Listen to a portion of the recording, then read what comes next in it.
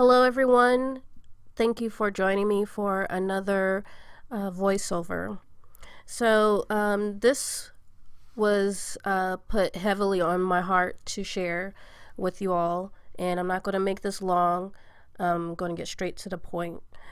I do want to quote really quick from the Bible.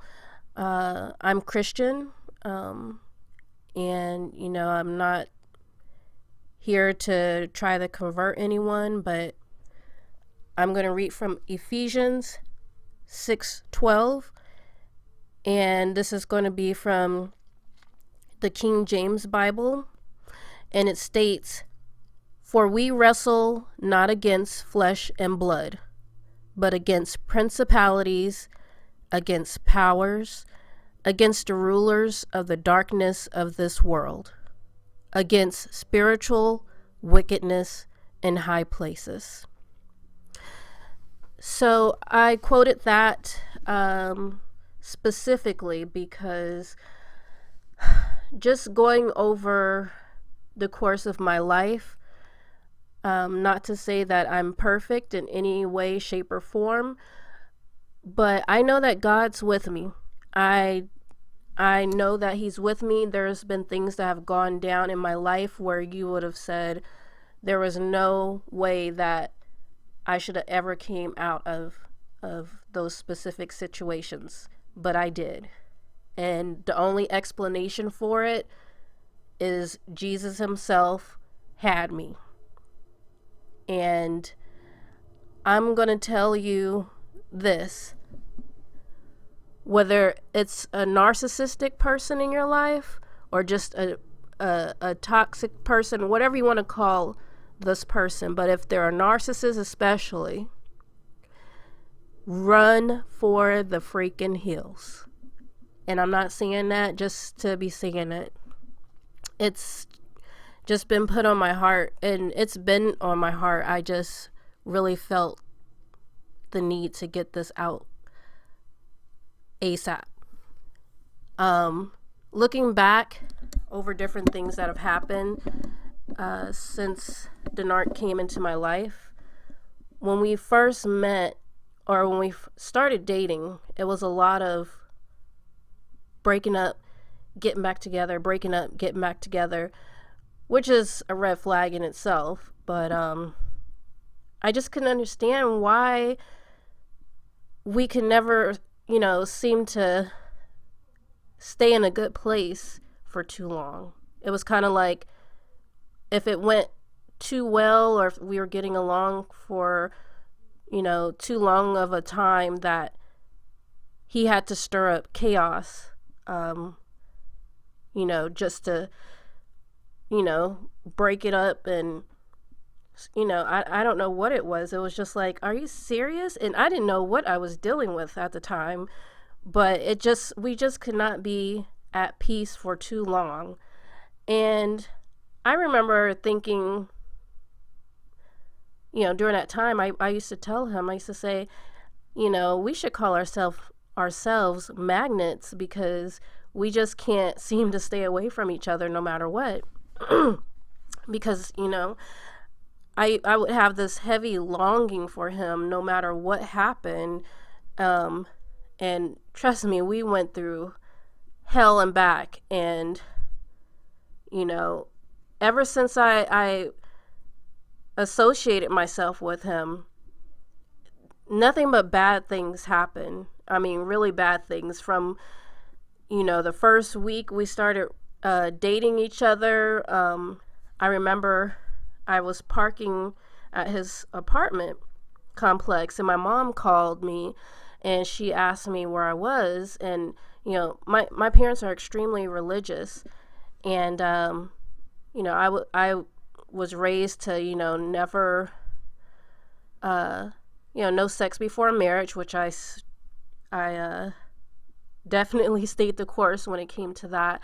But, my mom, and my dad, they just were not happy with him, and they hadn't even met him at that time. And when I told her I was going to stay the night with my ex-narc, Actually, I don't know if I said I was staying the night. I just said I was at his place. And I guess she assumed I was going to stay there. But, whether I was going to do anything or not, it was about, perception, what other people were going to think. And I know you're not supposed to care about what others think, but if you're walking a godly walk, and trying to, shine your light, you don't do certain things, or you don't make things out to look like, it's of a place of darkness, if that makes sense. So anyway, I remember my mom sounding really, just really disappointed when she found out I was going to his place this particular day. And she said, I want you to go home. And I said, oh, okay, Mom, I will. I'll go home. But, I was in the military. I was on my own. I wasn't under my parents' roof. And I felt like I knew what I was doing. And, it was kind of like, I didn't say it to her at the time, but I just felt like I can handle myself and I don't need, Mom and Dad telling me what to do. So I ended up staying that night. And mind you, I think we had just started dating for like it was like our first month of dating. I woke up the next day and saw my vehicle in the parking lot stripped of my sound system that I had at the time. I had this little Kia Sportage, and yeah, the glass was broken. My stereo was ripped from the front out of its where it was placed, and there was nothing but wires hanging. The subwoofer, everything was gone in the back. When I look back at just any time that I was around this narc, nothing good. I mean, good things. We had good times and good because it couldn't always be bad. Satan, when he has tricks up his sleeve, it can't be all bad. He's got to get you to still stick around, for the ride, because he's definitely going to give you a ride. But yeah, we would have good times, but when it was bad, it was horribly bad. I mean, and if you all have listened to my stories, and I've got plenty more, which still makes me just scratch my head, how in the world, or why did I stick around, for as many years as I did? And I thank God for my awesome children, my 3 children that came out of it. But when I think about all the stuff that this narcissist put me through, I mean, so I'm gonna jump into what happened one time when we broke up. I remember we were sitting in a vehicle. He asked me to meet him in a parking lot or something, and I was sitting there, and I remember having words with him earlier about, I just can't do this anymore. I don't know what's going on, but this is just not healthy. And I remember him telling me, you're different from a lot of girls, and I like that about you. And he was like, you never went against your beliefs as far as having sex. And he was like, I really love that about you. And he said, you know what? And I said, what? And he said, when I first met you, when I first saw you, because we both worked in the hospital at the time. We worked on different floors, but I remember dropping something off at his desk one time, and he said, that very first time you came up to my office to drop something off, he said, you didn't see me, but when you walked away, he said, I got it from my desk and I watched you walk away. And it wasn't anything sexual, he said, when I saw you walk away, you had this light about you. He said it was, and I as much as the narcissist lies, I honestly truly felt like he was very sincere in what he said. And again, I'm not saying like I'm perfect or anything like that, but he just said you just had this bright light about you. And I've always remembered that. And the reason it resonates with me so is because that narcissist, that devil, that evil spirit that resides in my ex-narc tried to stomp that light. He tried to stomp that light out of me so bad. He tried so much. I mean, I could write a book on the things that happened, and I'm sure I could get it all out there on audio, because I just don't have the patience to write. But anyway, the things that he put me through, getting me falsely arrested when I was pregnant with our first child, going behind my back and telling my supervisors and higher ups, that I was the crazy one, and playing audio clips that I had no clue that he had of me yelling at him to leave me alone because he had pushed me beyond limits. It takes me a lot to get upset, but he knew exactly how to get me into a place that I've never been emotionally, to where I would sometimes just go into like a rage and scream. Like, I just could not understand how someone could, do that to another person. You tell them to leave you alone, and he just would be relentless in his attacks, his verbal and sometimes physical attacks. And he would record when when he would finally get me to a state of hysteria or anger, and would play that for my leadership. I'm in the military, and I was paying for everything for this my ex-narcissist. He didn't have to do anything. He was,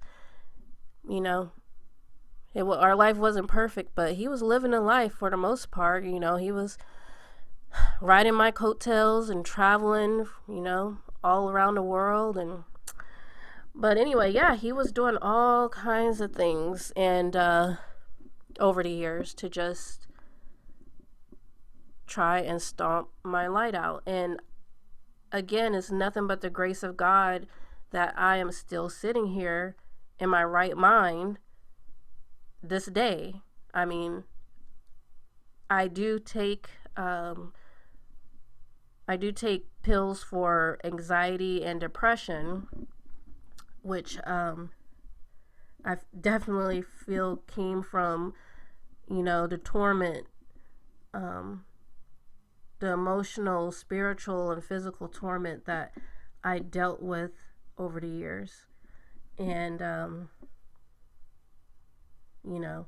it's just one of those things. And I remember shortly before we officially separated and started the divorce process, he literally looked me in the eye. I remember we were in the bedroom. I think I was folding clothes or something, but he literally looked me in the eye. And I don't know what it was. I think it was something I was stating that happened that was good for me. I was like, I can't believe that I don't know what it was. It was something good that I was sharing with him. So then he looked me in the eye and he stated very coldly, like I had chills going up my spine. And he looked me in the eye. He said, "You're always getting reprieves. Always. No matter what, you are always getting reprieves." Basically, like, no matter what happened as far as what he did or anyone else, because he wasn't the only narcissist that was in my life. And I had narcissistic bosses that really tried their best to do some damage, but God was and still is with me 100%, and nothing could touch me. It was, I was in the hand, no one could pluck me out of the hands of God.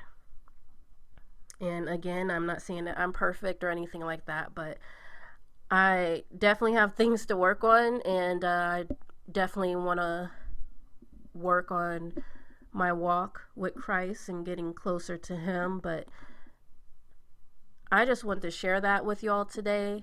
The Bible has everything in it for us to, and I'm talking about the Christian Bible, it has everything in it for us to live our best life, period. And, people go against it. I've gone against it, but there's consequences for everything that we do. But yeah, the Bible is very on point with everything it says, including what I just quoted. And I just want you all to understand that there are things happening in this world that we can't see. There's a spiritual warfare, and that no matter what happens in your life, you need to keep your head high, stay very close to God, and He will see you through. No matter what happens, He will see you through. No matter how tough it gets, just know that God is there.